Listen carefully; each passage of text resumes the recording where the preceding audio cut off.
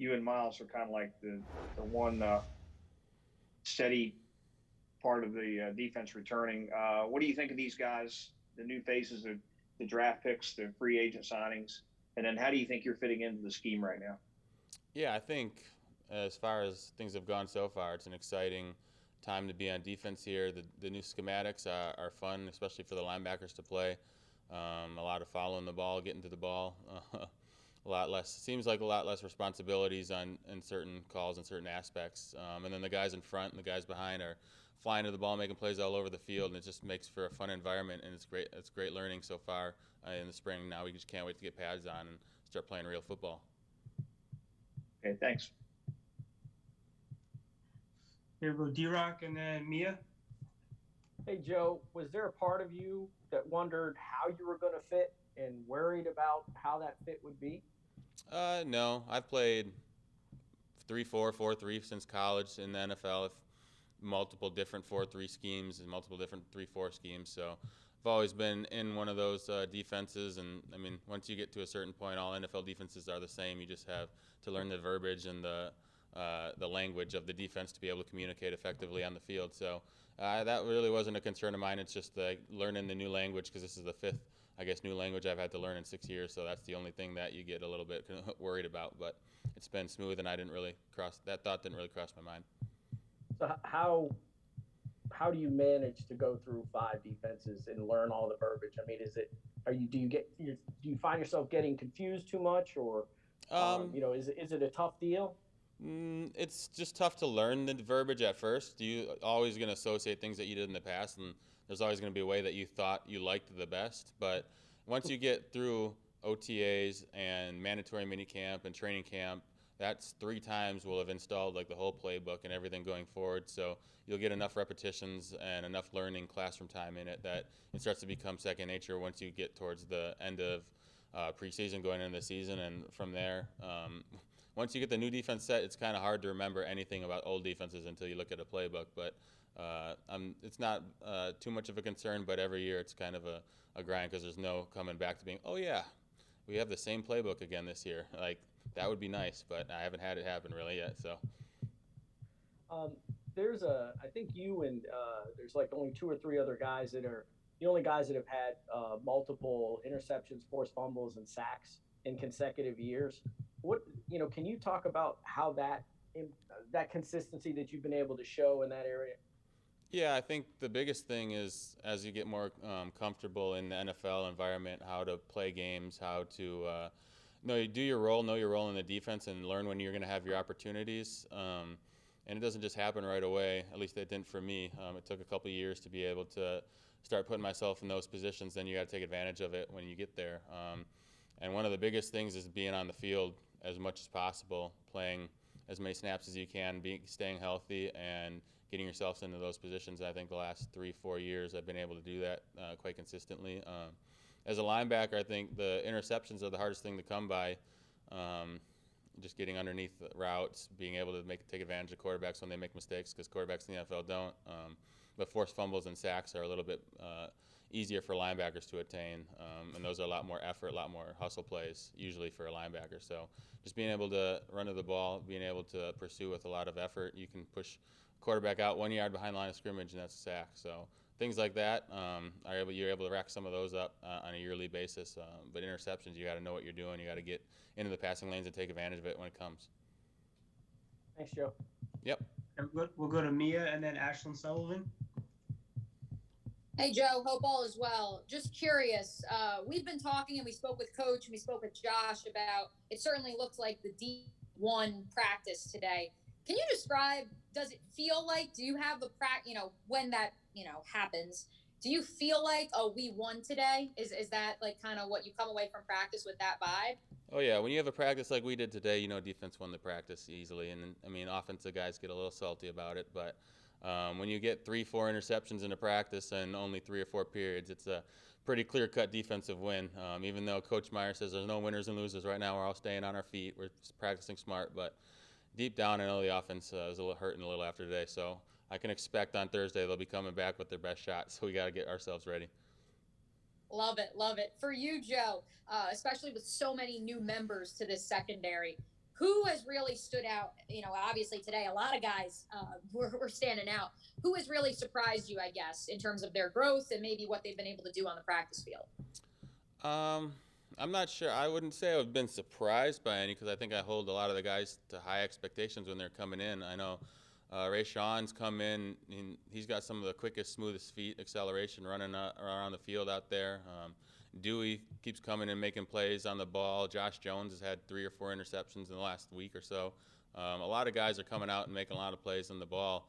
I think it's just one of the things, and we got a lot of guys who are new or coming back like CJ who haven't practiced yet, a lot of proven playmakers. So I think it's just the competition you see back there. You got first string, second string, third string guys getting interceptions day in, day out.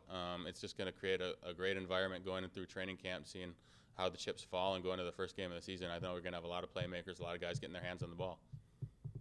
And one last one from me, only because I know Josh mentioned it. You've only been here 1 year under the previous regime. He mentioned how the vibe is different, that you guys want to be in the training room. How have you seen this new regime kind of change the vibe around off-season workouts? Yeah, I think when I came in the NFL, it was kind of a stigma, and you probably still hear it, is you don't make a team in the training room. Like people, when you're a rookie, kind of sometimes, especially in the past, I know it could come across as a threat. Like you don't want to be in the you don't want the coaches to see you in the training room. You don't want to be nicked up or injured or taking care of like little things when, because that just kind of perceived weakness or such. But when Urban and the new coaching staff came in, everything's about maximizing your value, using every single resource you have at hand available, using it as much as possible, and taking advantage of the things you can take advantage of. And that comes, like if you have your calf got kicked in practice, you can go in and get some ice on it. You get guys working soft tissue work. Like don't be worried about being in the training room because the coaches are going to look down on it. They want you to take care of your body. They want you to be better. They want you to take like every moment that you're in here, take advantage of every moment of it, use every resource you have at their command. And I mean, they're building new facilities, they're building new things just to be able to do that even better. But it's been a great process getting to know the coaches and coaching staff and their philosophies and being able to take advantage of stuff like that. Awesome. Thanks, Joe. Yep. Okay, we'll go to Ashlyn and then Jordan. Hey, Joe, we just spoke with Coach Meyer, and he said that you were one of the strongest guys pound for pound on the roster. And he mentioned that you had a great offseason. What exactly were you working on this offseason? I was lifting weights a little bit. I don't know, I was here, Coach Schlegel, I mean, the energy is infectious in the weight room. So Coach Schlegel, once you get in, it's pretty hard not to work hard. So just coming in, working, lifting, and following numbers, I think it's just been a successful offseason for pretty much everybody who's been in there. And I'm sure a lot of guys who were away during the offseason came back in great shape too. But when you got a guy like Coach Legs in the weight room, it's hard not to get good work in. Okay, we'll go to Jordan and then finish with Cassidy. Hey, Joe. Last year, it seemed like about halfway through the season, you really took off with the playmaking. Is there any reason for that besides just being on a new team? And do you feel confident you can roll that over into 2021?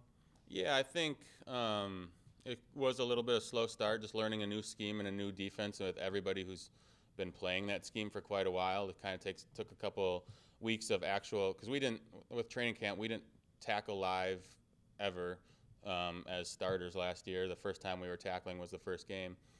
We didn't get a lot of reps in training camp. There was no preseason games to kind of go through that. So first couple of weeks of the season, that was kind of the vibe, trying to learn it, trying to get the experience in the defense. And once things kind of settled down and you knew your role and understood it completely, it was a little bit easier to be able to go out there, be more comfortable in what you're supposed to do and make plays.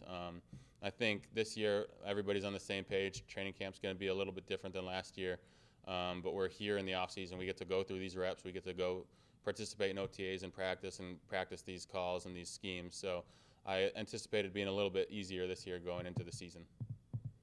Yeah, I know you tried to make the most of the virtual stuff last offseason. You talked about that a lot, but you think it'll be very helpful to be in the building and be on the field this year at this time?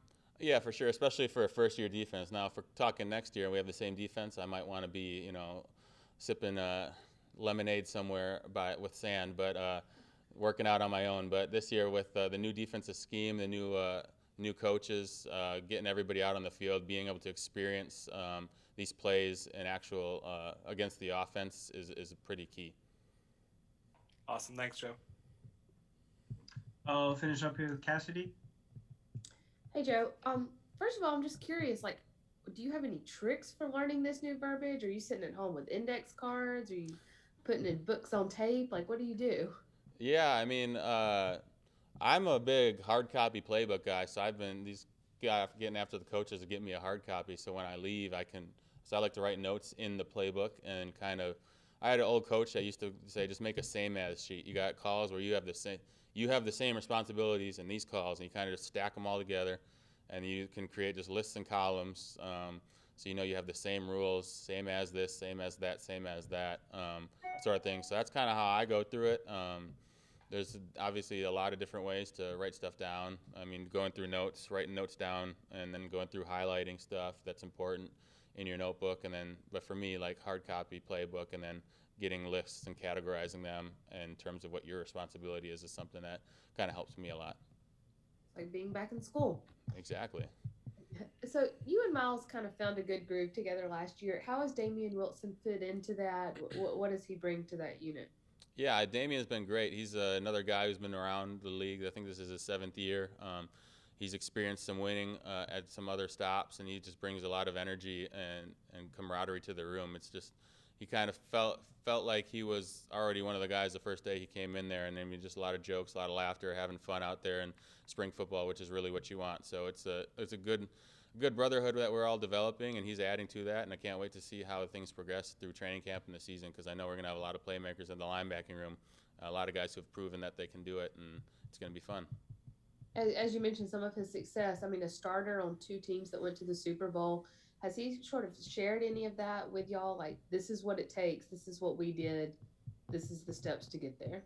Not necessarily like put it like that yet. I think because he's coming in trying to learn the defense same as us, trying to get through things. But I'm sure once training camp goes through, I mean, coach will have people who have been successful talk about things that they've done, things that they felt contributed to their success at past stops, and he'll be maybe imparting some wisdom then. But for now, just enjoying learning the playbook and getting out on the field and having a good time. Sorry, Joe, we got one more quick one. Gene?